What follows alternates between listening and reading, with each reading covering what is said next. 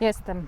Dojechałam do Amed, czyli małej rybackiej wioski we wschodniej części Bali. Plaża jest taka, jaka widzicie.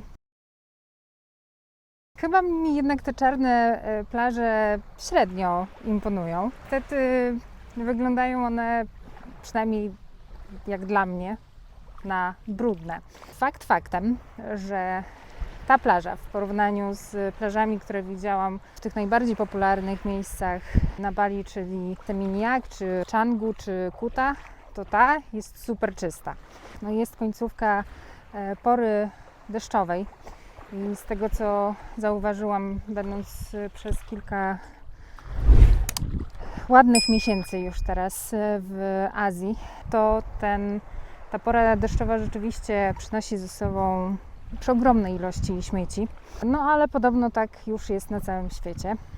Amed to jest dosłownie jedna ulica. To jest takie bardzo spokojna miejscowość, w której jeśli ktoś jest zainteresowany, to można zrobić różnego rodzaju certyfikaty nurkowania. W tym małym miasteczku i jego okolicach znajduje się kilkanaście certyfikowanych szkół nurkowych, które oferują certyfikat SSI i PADI. Zrobienie takiego certyfikatu to koszt około 1400 zł i potrzeba na to kilka dni.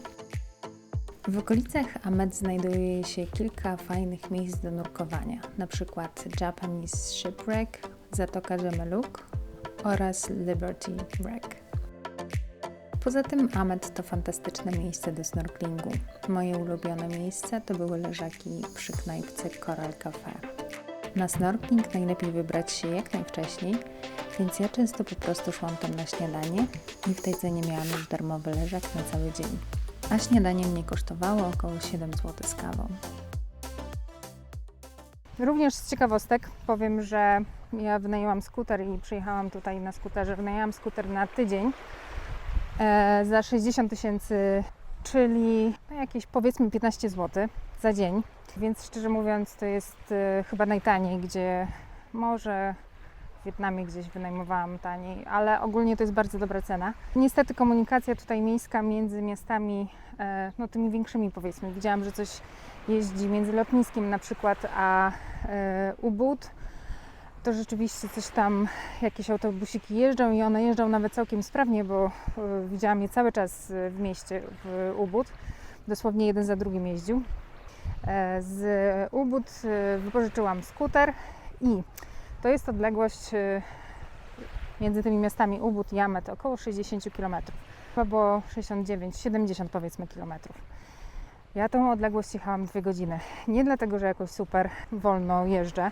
Znaczy, nie śpieszy mi się, powiem szczerze, ale po prostu tutaj się dużo szybciej nie pojedzie, dlatego że drogi są tak niesamowicie kręte i strome czasem.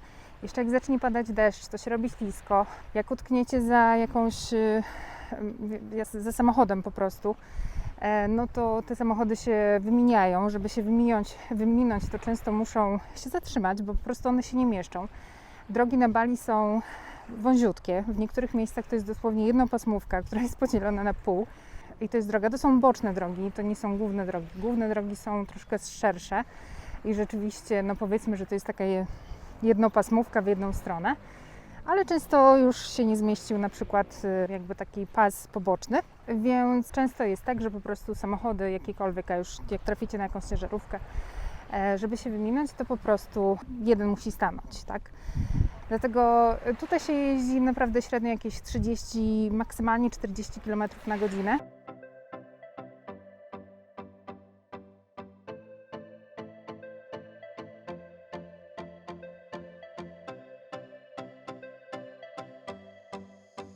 Poza tym, będąc w Amed, polecam wynająć skuter i zrobić coś, co ja nazywam Amed Loop, czyli pętla Amed, czyli pojechać na południe drogą wzdłuż wybrzeża.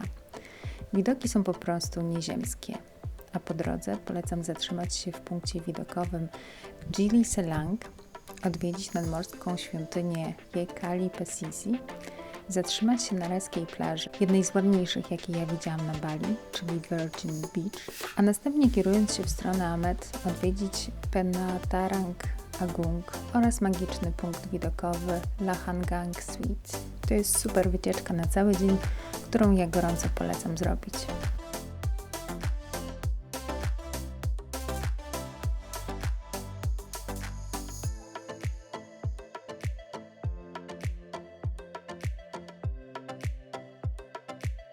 Dodatkowo, jeśli ktoś lubi chodzić po górach, to czynny wulkan Agung i zarazem najwyższa góra na Bali na pewno będzie Was codziennie do siebie wzywała swoim majestatycznym pięknem, które będziecie mogli podziwiać z plaż w Amet.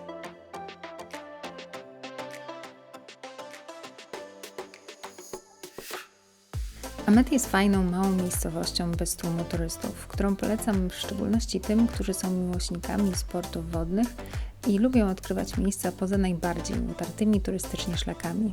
To tyle ode mnie na dzisiaj. Nie zapomnij zasubskrybować mój kanał. Pozdrawiam, Kamila, czyli Polka w podróży.